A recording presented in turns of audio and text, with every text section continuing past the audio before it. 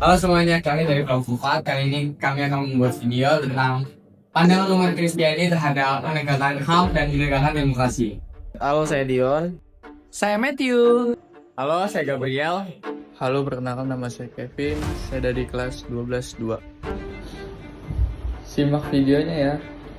Pandangan umat Kristiani terhadap penegakan HAM yaitu sistem pemerintahan yang sesuai dengan nilai-nilai Alkitab karena menekankan kasih, keadilan, kesetaraan, dan penghormatan terhadap martabat setiap individu sebagai imago Dei.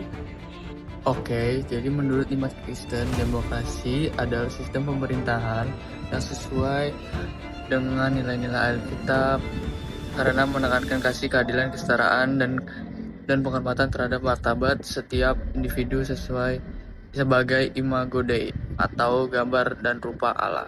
Dan video penegakan HAM di Indonesia.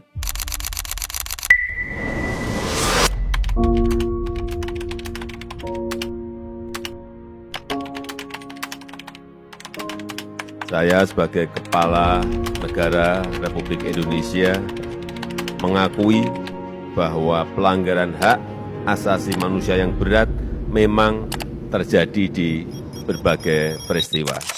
Ini adalah contoh video penegakan demokrasi di Indonesia. Yusuf Kala menekankan pentingnya keterbukaan informasi di negara demokratis. Publik harus mengetahui apa yang dilakukan pemerintah, baik di pusat maupun di daerah.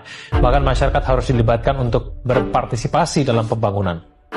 Dalam suatu negara yang demokratis seperti kita ini, dan partisipasi masyarakat ideal. Oke, jadi kesimpulan yang kita dapat dari video sebelumnya bahwa ajaran Kristen sejalan dengan prinsip HAM karena sama-sama menekankan martabat manusia, persamaan, kebebasan, keadilan, kasih, dan tanggung jawab. Nilai-nilai Kristen dapat menjadi landasan moral dalam melaksanakan dan HAM di masyarakat. Oke, jika kita kaitkan dengan ayat Alkitab, kita bisa ambil dari Matius 22 ayat 37 sampai 39 yang bunyi yaitu perintah untuk mengasihi Allah dengan segenap hati, jiwa, dan akal budi, diikuti perintah kedua yang sama pentingnya untuk mengasihi sesama manusia seperti diri sendiri. Oke, dengan demikian, nilai-nilai Kristen menjadi dasar moral yang kuat dalam melaksanakan dan menegakkan HAM di masyarakat. Jadi kesimpulan yang kita dapat, dalam ajaran Kristen, setiap manusia diciptakan menurut gambar dan serupa dengan Allah, imago Dei.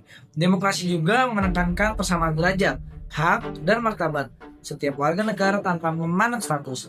Contohnya seperti kita bermain dengan siapapun tanpa membeda-bedakan teman.